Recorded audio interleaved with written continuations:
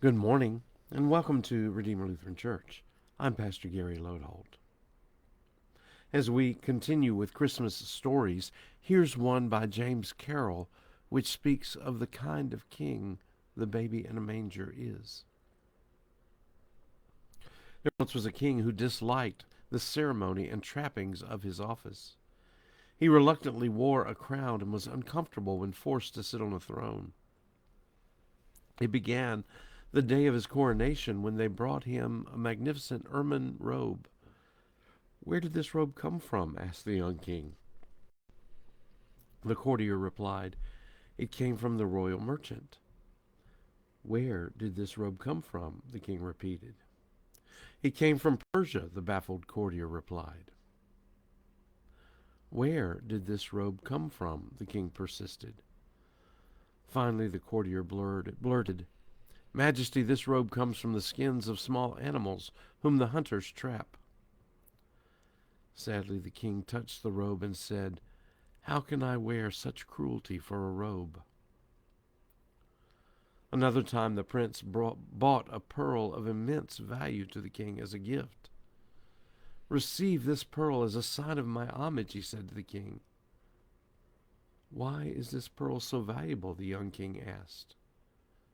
"Because of its perfect moon-like shape," replied the prince. But the king persisted until the flustered prince confessed, "This pearl is so valuable because 16 male slaves drowned while trying to retrieve it from the ocean floor." Sadly, the king refused the gift, saying, "How can I wear such cruelty for a jewel?" Though he disliked the trappings of his office, he replaced them only with confusion. He canceled the Christmas feast when he discovered that the food was taken as a tax from the peasants, but he couldn't think of another way to celebrate. He took no steps to change the customs of the kingdom. He was only saddened by them. People said he was too sensitive and gentle to be a king. One day he simply walked away from the palace and never returned. Quickly, a cohort of cruel knights replaced the gentle king. They increased the taxes and reveled in the splendor of royalty. As taxes rose, services deteriorated. Roads and bridges were no longer repaired, and sanitary conditions grew worse.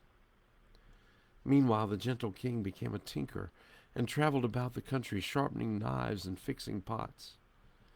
Most of his work was done in the kitchens of the peasants. They loved the little man who listened with his eyes and asked questions with his heart. The tinker and the people learned from each other. He learned that the people were unhappy. The taxes the knights imposed created a terrible burden, and their inept rule made life difficult.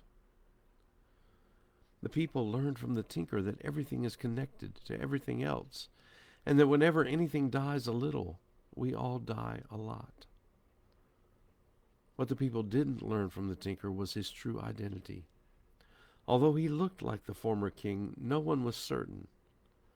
Often he would be asked, "Are you a king?" He normally responded by asking them, "Do I look like a king?"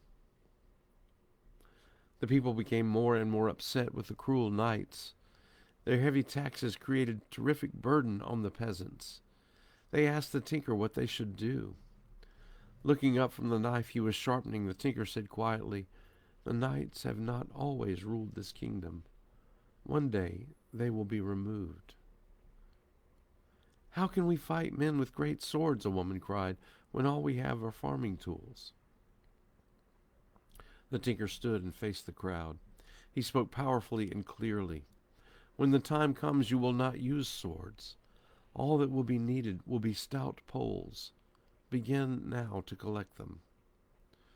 Again they asked, "Are you the king?" But the tinker did not reply. A few days later, the tinker was working on his cart at the side of the road near the castle. Hearing hoofbeats, he looked up to see a knight riding a giant stallion directly at him. "What are you doing, you old fool?" the knight bellowed. "I don't believe we have met," the tinker replied. "I am one of the ruling knights," the man shouted, giving the tinker a kick that sent him rolling in the dirt. Seeing the wet wheel on his cart, he asked, "Are you a tinker?" "I am," the old man said, picking himself up. "Then you are coming with me," the knight said triumphantly. He tied a rope around the tinker and basically dragged him into the royal courtyard. He called to the other knights to bring all their swords and axes for the tinker to sharpen. He worked for 3 long days, hunched over his wheel, sharpening the weapons of the cruel rulers. Every blade was put to his wheel, and when he finished, they were so sharp they could cut fine paper. The tinker was shoved through the gate by the knights, who jeered, "We have only spared your life so that you can sharpen our weapons another day." Quickly the tinker moved across the plain and up to a nearby village. He called the people together with a shout. He gave clear directions. "The time has come. Gather at dawn tomorrow on the plain outside the palace. Bring your stout poles." The people assembled before sunrise near the castle of the cruel knights. Each carried a stout pole or farming tool. In front of them, standing on his cart, was the tinker. When the great wooden doors of the castle opened, the crowd of knights appeared with their swords and armor glistening in the morning sunlight. As they began to move, fear seized the crowd. "Stand tall, my people," cried the tinker. "But we are about to die," they shouted. "No," the tinker insisted. "You are about to live. Do not strike these men, these cruel knights. They are your poorest sons. Only stop their swords with your sticks." Trusting the tinker, they stood firm. The knights roared with laughter at the sight of the peasants facing them with mere wood. The first knight went straight for the tinker and slashed his sword as if to cut through the branch and kill him. As the sword slashed into the branch, instantly, remarkably, the metal withered and collapsed. The tinker, in sharpening the knight's weapons to such fine edges, had ground away their substance on his wheel. The swords were sharp to the touch, but when they met the wood, they withered like tissue. One by one, the knights were disarmed. Without a single death, without a single injury, the battle was over. The people gathered around the tinker. One of the older peasants asked him, "Once and for all, answer the question we have all asked. Are you a king?" The tinker stepped forward with a strong, clear voice and said, "I am." Immediately they shouted, "Crown the tinker! Crown the tinker!" Holding up his hands for quiet, the tinker said, "I am not a king who will rule over you. I have not come to be served, but to serve. I have come to help you choose leaders who love justice and who live humbly and simply.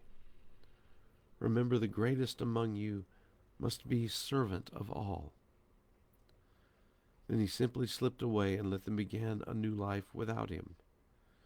In the years ahead, the little kingdom established a government that was just and fair. When people told stories to their children about the early days of the kingdom, they said their way of life had been shaped by the man who was called simply the Tinker King.